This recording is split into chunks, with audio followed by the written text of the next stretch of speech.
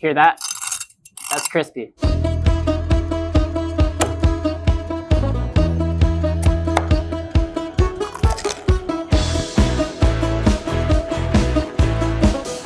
Crispy, puffy, shattery skin, and juicy, succulent meat. This is Cantonese roast pork belly. Most of the time you can find crispy pork belly in Chinatown barbecue shops. They're built for making this. They have these giant wood-burning ovens and rotisserie spits that they can roast the whole side of pork on, not just the belly. But when you go to make this at home, you run into a few issues making it. So you've got a couple options here. For those who are more gear-oriented, they might be using sous vide, but it probably ends up a little bit pale, a little bit anemic, not crispy, and not what you're looking for. You could be using an air fryer or a hot oven. That gets the skin nice and puffy and crispy, but then the meat ends up kind of rubbery or dry. This recipe uses the best of both worlds. We sous vide it, but then we air dry it. And air drying desiccates the meat so it puffs up perfectly in the air fryer. All right, let's get to making this. We're gonna be making our cure for the pork belly. You're starting with just a couple spices. So we've got white pepper and sand ginger, which is part of the galangal family. It's got a really medicinal sort of flavor, and it's used in all kinds of dishes in China and Southeast Asia. What we're gonna do is just grind up all these spices and then combine it with our salt.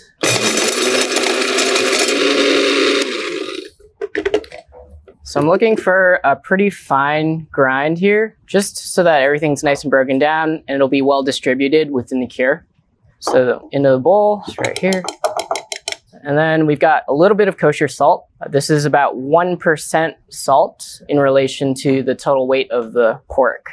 So I'll just give it a mix. You can use your fingers here. Get it nice and evenly distributed. So as long as it's nice and fine like this, and we can sprinkle it, you're good to go. So we've got our pork belly here. We're looking for a pretty level, even piece of pork belly here. We don't want any particular parts to be thicker than others. Otherwise, when we go to crisp it at the end, it might cook unevenly. We're also looking at the grain structure of the actual pork. So in Chinese, we call it 五花肉, which means 5-flour meat. If you can count from the skin side, we're counting 1, 2, 3, 4, 5, even 6 layers of alternating fat and meat. On the same side, we've got this also big layer of fat, and that's to be expected. Even within the same piece of pork belly, we've got a lot of variance. Like this side is a little fattier, but this side is also a lot leaner. So ideally, you just want an even distribution of fat and lean meat. All right, so we're getting into curing. I've got a sheet tray. I've got pork. I'm just gonna lay it here. And we've got our cure. And there's no rhyme or reason to this, but we're just gonna start sprinkling on top. Only the meat side here. I'm trying my best not to get it onto the skin. You can kind of press it in. Don't worry about any of the spices sort of falling onto the sheet tray. That's all right. We can kind of press it. One of the things about cooking sous vide is that sometimes if you have a product like pork belly with skin, the salt can kind of mess with the texture of the skin, which in our application here, if we're crisping it, that kind of gets in the way. I found through some trials that it was just better to just salt or cure the meat side. Another thing to note is there's a lot of spices in this cure, so I thought it was gonna sort of discolor the skin side as well. So once you get to the hot heat finish, or that high heat crisping step of this, all those spices, if they were on the skin side, they would burn. So for that reason, we're just doing our best to keep the spices off the top. So I'm just gonna keep pressing and just finish it off. Try and wipe off the excess off the top. I'm just gonna transfer it over here. Plop it over. And that's the guy. So we're gonna pop this into the fridge uncovered for about 8 hours. So we've got 2 pieces of pork here. This is the one we just cured.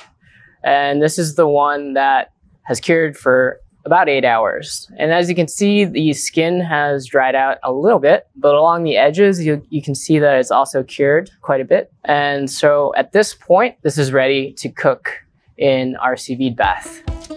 We're gonna grab a Ziploc bag. You could also use a vacuum seal bag if you've got that at home. What I like to do is just fold the top quarter of the bag so it's nice and clean. And we're just gonna go right in. Fold this up. Leave a little bit unsealed for when we put this into the bath. And then we're gonna go over to our sous vide bath and we're just gonna gently drop it in. Pork belly has a high proportion of fat, and like most fats, like oil, they tend to float. It's really important to get all the air out of the bag, and I'm lowering the bag into the water to displace most of this air. Also, we left this hole here for that to happen. Just gonna seal it up slightly, and as some added insurance, I'm gonna put a wire rack just like that. I like to use a clip, so just clipped to the side of our bath, and then cover it. So we're gonna cook this pork belly for about 16 hours at 154 Fahrenheit. At the end of that cook, most of that fat is gonna be rendered and sort of soft. It's gonna have this steaky quality to it throughout the meat. It's gonna be succulent. It's gonna be really, really nice for when we go to crisp it up. All right, so our belly has been swimming for about 16 hours. We're ready to take it out.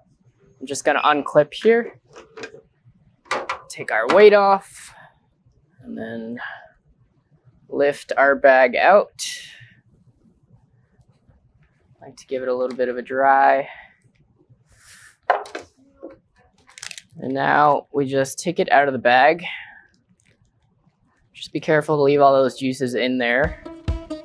Next steps is we're gonna air dry this. With this pork belly, there's a little bit of a wonky shape to it. It's just a part of the sort of variance in contraction and muscle contraction because there's an uneven distribution, say, of fat and meat. So if this were like all meat, you'd probably get a more even shape. But because there's a lot of variance, sometimes you end up with this kind of shape, but it's gonna be okay.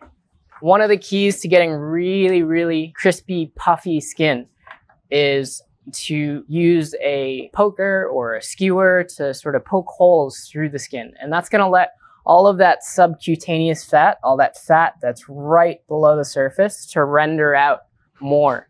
But one of the challenges with pork belly is that the skin is typically really, really thick and really hard to puncture. Sous vide cooking sort of renders that skin a little bit more gelatinous so we can poke through it really easily.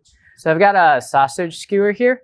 It's 3-pronged. It's about a 1/4 inch between each prong. It makes this job really, really easy. So I'm just gonna start. There's no rhyme or reason to this, but just go and prick. And you can see it punctures really easily. Typically I'd have to like use a lot of force, but I'm being really gentle here and it's going right through. One thing to note as well is that I'm not going too deep.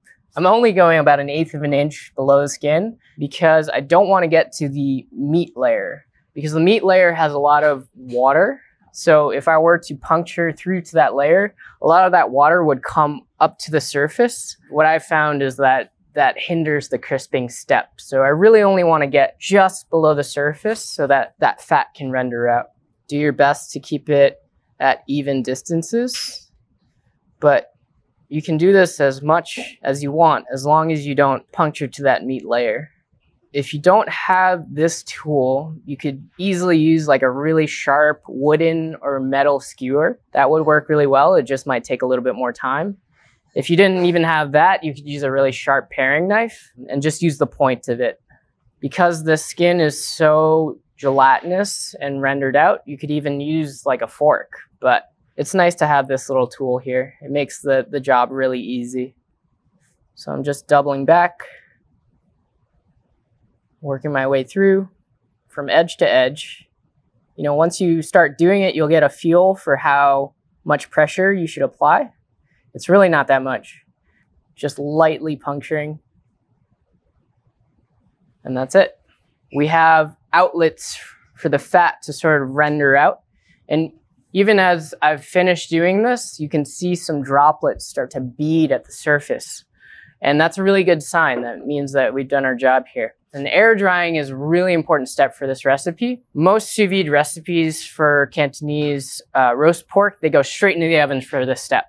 And that's a bit of an issue because you usually can't really crisp up the skin at that point because it's so much moisture in this surface level. So the best solution I've found is to take the time to air dry the surface, to desiccate the skin. So at this point, it's ready to go in the fridge. We're gonna keep it in the fridge for anywhere from 2 days up to, you could even go as far as 6 days, but ideally at about 3 days. And that's to really dry out the skin so that it can really puff up in the air fryer at the end.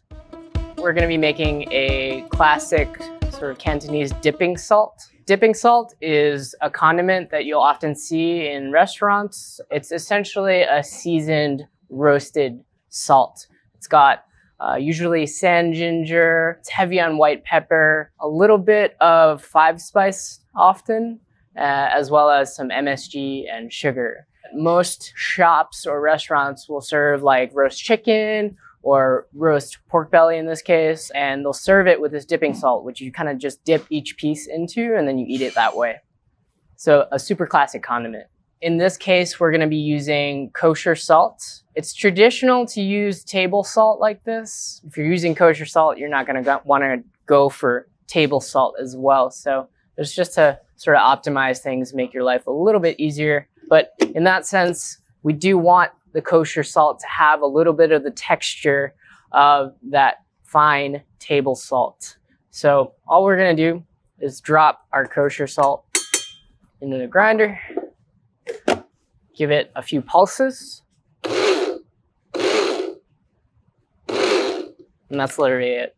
We've got our ground kosher salt here and our fine table salt in my other hand.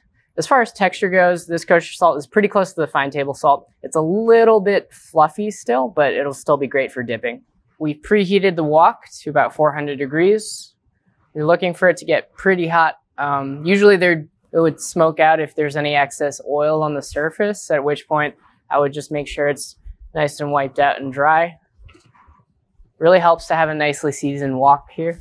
So I'm just gonna let it come back up to temp slightly. All right. First thing, kosher salt in, then tap. Don't worry about any of this. We're just gonna let this heat up.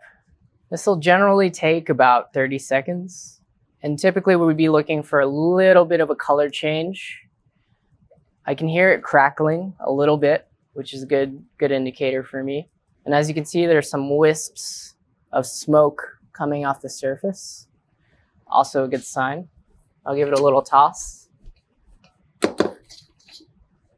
There's not going to be a ton of color change here, but salt is really conductive, so it's going to carry a lot of that heat. So I know that my salt, it's just beginning to turn a little bit pale brown. So I'm going to go in with the spices. So we've got our sand ginger, white pepper, and a tiny bit of 5-spice. Just give that a toss. At this point, it's gonna smell really fragrant as the spices sort of toast up very lightly. This is really only 5 to 10 seconds worth on the heat. Starting to wisp up even more, and then I'll turn off the heat. It's pretty much done. All we have to do is season it a little bit more. So I've got some sugar, adds a little bit of sweetness and bulks out the saltiness, so it's not just aggressively savory. And to boost the savoriness, we've got some MSG.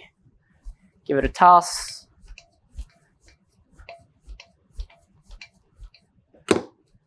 We'll transfer it to a bowl here. So this is our dipping salt. It's super hot right now, so I wouldn't go around poking with your finger in there. It's probably not a good idea. But yeah, this will go great with our roast pork.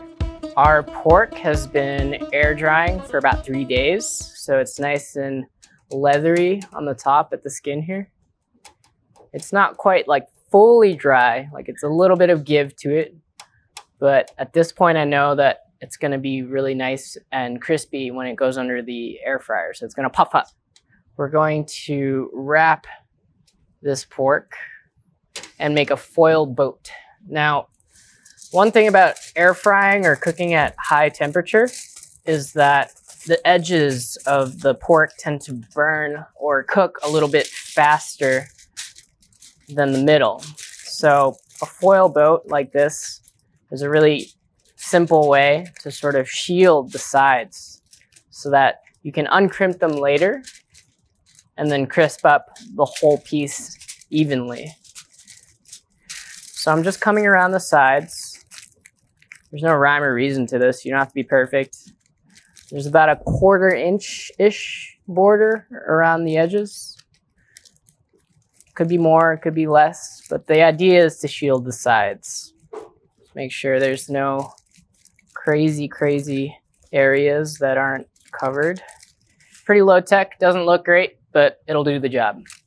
So we go onto our sheet tray. We're gonna cook this in a 465-degree oven on super convection or an air fryer. If you didn't have an air fryer at home or any oven with convection, you could just crank up the temperature on your conventional oven to about 490 degrees, almost 500.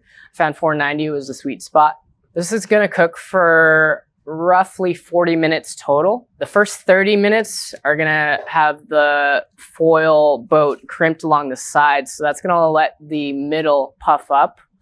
And then for the last 5 to 10 minutes, we're gonna uncrimp these edges and allow the sides to catch up. All right, so this pork has been roasting for about 30 minutes. Given enough time for the center to really puff up, at which point we're gonna uncrimp the sides. Along the sides here, woo! Along the sides here, it hasn't fully crisped up at all, but because it's still hot along the edges, it's not gonna take very long for the sides to catch up. So we're gonna cook this for another 5 to 10 minutes to let the sides catch up and puff up. So because pork belly is usually pretty irregularly shaped, it's important to rotate it while it's cooking. So for the first 30-minute cook, we rotated it once. During this last crucial step of crisping, for the last 5 to 10 minutes, we're just gonna really watch it and keep it rotating so that there's an even distribution of heat and puffing. All right, belly's out of the oven. To me, this looks almost perfect. You'll notice along the edges, it's caught up pretty well to the center. And you also notice a little bit of burning here. I can live with that. In fact, a lot of shops in certain Chinatowns will purposefully char the skin as they puff it, and then they'll scrape it off to get a little bit of a fuzzy texture. And that creates a nice textural component to the skin. But here, I'm not too worried about it. So at this point, I'm gonna let this rest for about 10 minutes before carving into it. I wouldn't wanna slice into it immediately. It's kind of ripping hot and there's a lot of hot fat going on, so I just wanna let this calm down. So we've got 2 pieces of pork belly here, and the only difference is that this one's been air dried for 3 days. And that's really the importance of air drying here. If we were to just take this out of the sous vide bath and cook it straight away in the air fryer, this is what you end up with. So it's gummy, it's not really puffed all that much, and it's gonna stick between your teeth when you go to eat it. On the flip side, we've got this nice crispy exterior. It's fully puffed up, and it's gonna shatter against your teeth, so that's great. Our belly's rested, it's ready to carve. Typically in shops, you might see them use a big heavy cleaver and just hack through it, through the skin side. That can be a little bit intimidating, so an easier way to do this at home is just to flip it over. Now, if I were serving this in a restaurant, I might trim along the edge here to just get like a square side, but I'm not worried about that here. I'm gonna go down the middle, slice through the meat, nice and easy, just goes right through. And then using the heel of my non-dominant hand, I'm just gonna rock it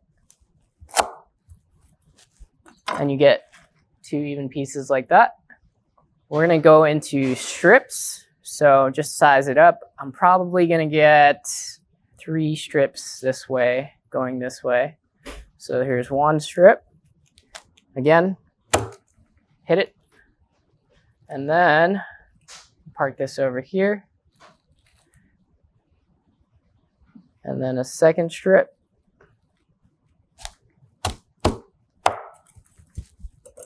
And those are your 3 strips. I'll just repeat that on this side. So about a 1-inch cut there into 3.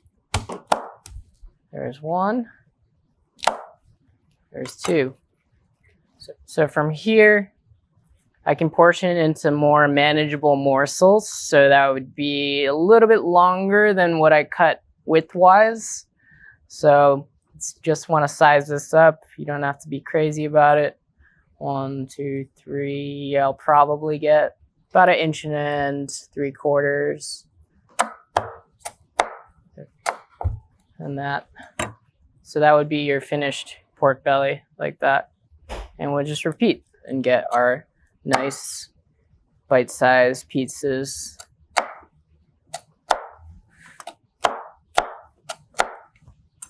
So we did all this work to sous vide. We air dried for 3 days, really drying out the skin before we blasted it in the hot air fryer. And so we've got this super crispy skin. You can see it's nice and puffy and crispy throughout. The meat is nicely rendered. The fat is rendered. It's juicy, looks succulent. So yeah, let's give this a shot. I'm just gonna taste this without the dipping salt first. Yeah, super juicy. That skin is just like extra crunchy, shatters on the teeth, exactly what I'm looking for. The meat is really nicely seasoned. It's really great. We'll try it with the dipping salt.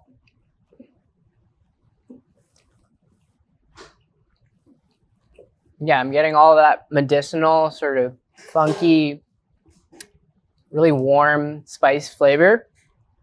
A little bit of hit of that MSG and sugar. And altogether, it's really close to what you would get in a shop.